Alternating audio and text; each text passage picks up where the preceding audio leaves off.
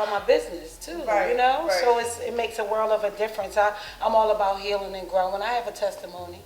But I've been in the substance abuse field for that long, and after being in there that long, I wanted to help people more because I talked about, I've been romance specialist, all those things.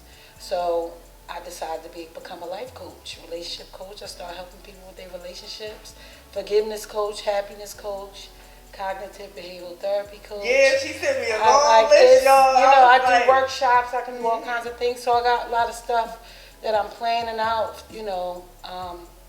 to help people begin to heal and genuinely be happy. Now that I know your age, because with a black woman, you can never, you gotta like speculate, but now I know. I'll be 45 next Friday. Okay. We grew up in the era of pray. Okay.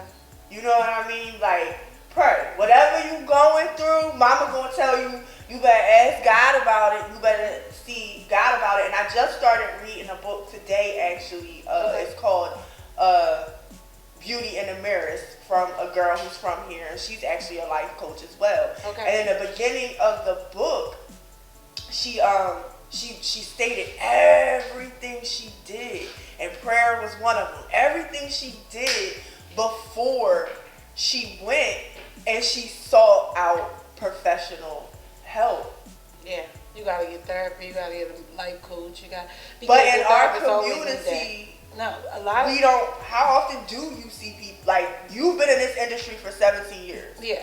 How often do you see our people sitting across from you really seeking help? Not a lot, because a lot of people have fixed mindsets, so they don't really have that desire to grow. And they wonder why they're sitting in chaos and frustration, but it's because you are not a student. If you think you know everything, how are you supposed to learn anything? You're not going to learn anything. We all got to remain students. We all have to be open to learn. You always got to know that there's always something you need to correct in yourself.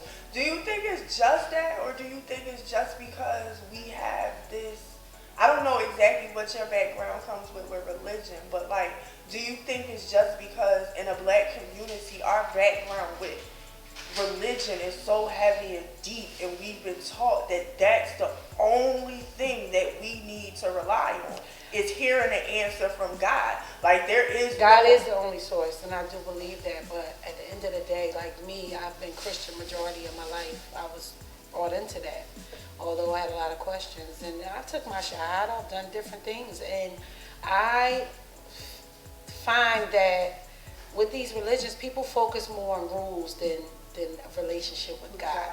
Right. So it's like when you're focused on the rules, you're focused on judgment, and you're focused on all those things. You're not focused on your journey. You're focused on what somebody else is not doing, and you're not wearing this, and you're not doing this correctly, and you're not.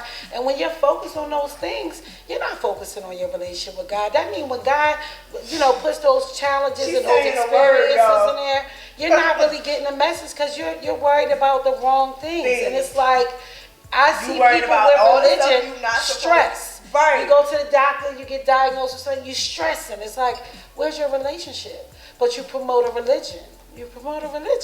So it's like you got to know that it's a difference. It's not about your religion, it's about your relationship.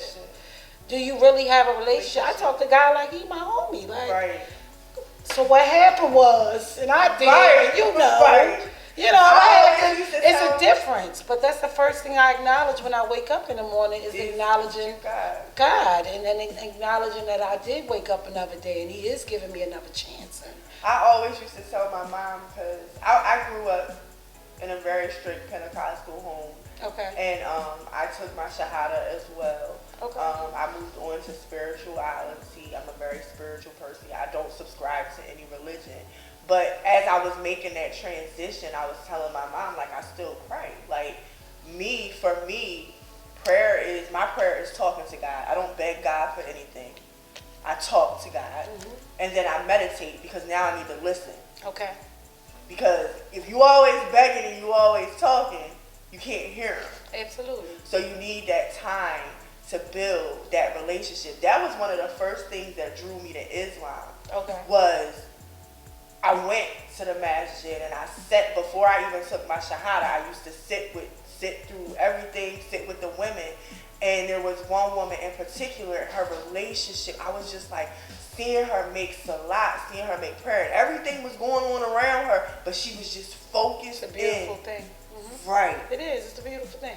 But when you have that relationship and you're praying and you're doing those things, you know that when something doesn't go your way, it's not about what you want. It's about what you need. He's going to provide you your needs. But we don't get that. So it's like when we don't get that want, it's like, oh, I didn't get this. But at the end of the day, I take everything as an experience. When I get a no, sometimes I didn't need that. Sometimes he's telling me it wasn't time. You're not ready. Right. Are you ready? Because at the end of the day, are we really ready for the things we ask for? You know what I mean? We say, oh, I want a job, but then we can't get to the job on time. We can't do shit. And it's like we don't take accountability for that.